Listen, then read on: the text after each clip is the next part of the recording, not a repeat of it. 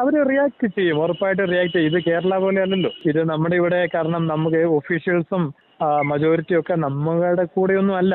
നമുക്ക് ഇൻഡയറക്റ്റ് ആയിട്ടാണെങ്കിലും അവർ വിജയിച്ച് ചെയ്യുന്ന കാര്യങ്ങളോ അല്ലെങ്കിൽ ഇവർ ചെയ്യുന്ന കാര്യങ്ങളൊക്കെ അത് ശരിയാ.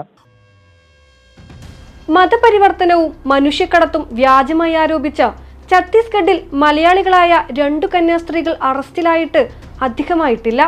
ബജ്രംഗ് ദൾ ഗുണ്ടാ സംഘത്തിന്റെ പരസ്യ വിചാരണയ്ക്കും പോലീസിനെ നോക്കുകുത്തികളാക്കിക്കൊണ്ടുള്ള ആക്രമണങ്ങൾക്കും പിന്നാലെ അന്യായമായി തുറങ്കിലടക്കപ്പെട്ട വയോധികരായ കന്യാസ്ത്രീകൾ 9 ദിവസങ്ങൾക്കിപ്പുറമാണ് ജാമ്യം ലഭിച്ച് പുറത്തിറങ്ങിയത്. സിസ്റ്റർമാരുടെ അറസ്റ്റിനെതിരെ കേരളത്തിലും രാജ്യത്തു തന്നെയും ഉയർന്ന പ്രതിഷേധത്തിന്റെ അലയൊലികൾ ഇനിയും അടങ്ങിയിട്ടില്ല.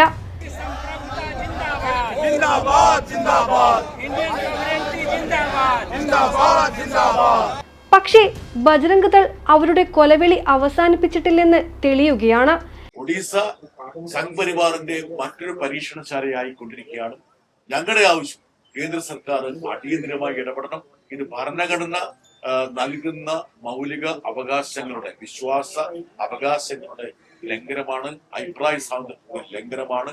അതിശക്തമായ നടപടി ഉണ്ടാകേണ്ടത് അനിവാര്യം. BJP ഭരിക്കുന്ന ഒഡീഷയിലും മലയാളി കന്യാസ്ത്രീകളെയും പുരോഹിതന്മാരെയും ആക്രമിച്ചിരിക്കുകയാണ് ബജ്രംഗ് ദൾ. ഇവിടെയും മതപരിവർത്തനം ആരോപിച്ച് തന്നെയാണ് ആക്രമണം. കേക്കുമായി മാരാർജി ഭവൻ കയറി ഇറങ്ങിയവരോടാണ് നിങ്ങൾ ഇതൊക്കെ അറിഞ്ഞിട്ടുണ്ടാവുമല്ലോ അല്ലേ?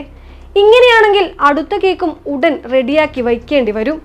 ലിജോ നിരപ്പേൽ, വി ജോജോ എന്നീ വൈദികരും കന്യാസ്ത്രീകളും ഉപദേശിയുമാണ് ആക്രമിക്കപ്പെട്ടത്. സ്ഥലത്തെ 2 ഇടവകക്കാരുടെ ചരമവാർഷികത്തോടനുബന്ധിച്ച കുർബാന അർപ്പിക്കുന്നതിനായി എത്തിയതായിരുന്നു വൈദിക സംഘം. ചടങ്ങുകളെല്ലാം കഴിഞ്ഞ് മടങ്ങുന്നതിനിടെ 70ഓളം വരുന്ന ബജ്രംഗ് ദൾ പ്രവർത്തകർ പതിയിരുന്ന കൂട്ടത്തോടെ ആക്രമിക്കുകയായിരുന്നു. വൈദികരുടെ ഫോണുകളും അക്രമി സംഘം പിടിച്ചുവാങ്ങി. ഒഡീഷയിൽ BJP ഭരണമാണെന്നും ആരെയും ക്രൈസ്തവരാക്കാനാകില്ലെന്നും സംഘം ആർത്തു വിളിച്ചു. ഗ്രാമവാസികൾ സത്യം പറഞ്ഞിട്ടും നിർത്തിയില്ല. ബജ്രംഗ് ദൾ അനുകൂലികളായ പ്രാദേശിക മാധ്യമപ്രവർത്തകരെ അടക്കം വിളിച്ചു വരുത്തിയായിരുന്നു ആക്രമണം അഴിച്ചുവിട്ടത്. എല്ലാം ആസൂത്രിതമായിരുന്നുവെന്ന് ഫാദർ ലിജോ പറയുന്നു. ക്രൈസ്തവ ന്യൂനപക്ഷത്തെ വേട്ടയാടുന്നത് ഒരു രാഷ്ട്രീയ അജണ്ടയാക്കി മാറ്റിയിരിക്കുകയാണ് BJPയും സംഘപരിവാറും അവരുടെ പരിവാരങ്ങളും. ന്യൂനപക്ഷ വേട്ട അവർ തുടങ്ങിയിട്ട് കാലങ്ങളായി. കമ്മ്യൂണിസ്റ്റുകാരും മുസ്ലിങ്ങളും ക്രിസ്ത്യാനികളുമെല്ലാം അവർക്ക് ശത്രുക്കളാണ്. ഈ കൂട്ടരെ ഉന്മൂലനം ചെയ്ത ഹിന്ദുരാഷ്ട്രം സൃഷ്ടിക്കാനുള്ള തലതൊട്ടപ്പന്മാരുടെ ഉപദേശം ശിരസാവഹിച്ച് മുന്നോട്ട് പോവുകയാണ് ഈ ഫാസിസ്റ്റ് വർഗീയ സംഘം. അതേതായാലും മതനിരപേക്ഷ സമൂഹം അനുവദിച്ചു കൊടുക്കില്ല.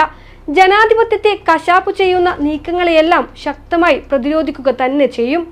ഞങ്ങളിപ്പോ ഇന്നുണ്ടായ ഉടനെ തന്നെ ഈ വിഷയം പാർലമെന്റിന്റെ പുറത്ത് ശക്തമായ പ്രതിഷേധം പ്രതിപക്ഷ പാർട്ടികൾ ഉയർത്തിക്കൊണ്ടുവന്നു. ഇതൊരു തുടക്കമാണ്. ഞങ്ങൾ ശക്തമായി ഇക്കാര്യം പാർലമെന്റിലുണ്ട്. ഇത് അവർ ചർച്ചയ്ക്ക് എടുക്കാത്തത് ഇതൊരു രാഷ്ട്രീയ തീരുമാനത്തിന്റെ ഭാഗമായിട്ടാണ് ക്രൈസ്തവ വേട്ടയാണ്. ഛത്തീസ്ഗഡിൽ നീതി പുലരാൻ അവിടെ നിലയുറപ്പിച്ച ഇടതു സംഘത്തെ കണ്ടതല്ലേ? അത്തരം പ്രതിരോധങ്ങളിലും ആർജവത്തിലും തന്നെയാണ് രാജ്യത്തിന്റെ പ്രതീക്ഷ. കിരീടവും മധുരവുമായി അരമന കയറിയിറങ്ങുന്ന വ്യാജന്മാരെ നമ്പരുതെന്ന് ഇനിയും പഠിച്ചില്ലെങ്കിൽ അതിന് നൽകേണ്ടി വരുന്ന വില വളരെ വലുതായിരിക്കുമെന്ന് വെറുതെയൊന്ന് ഓർമ്മിപ്പിക്കുക മാത്രമാണ്.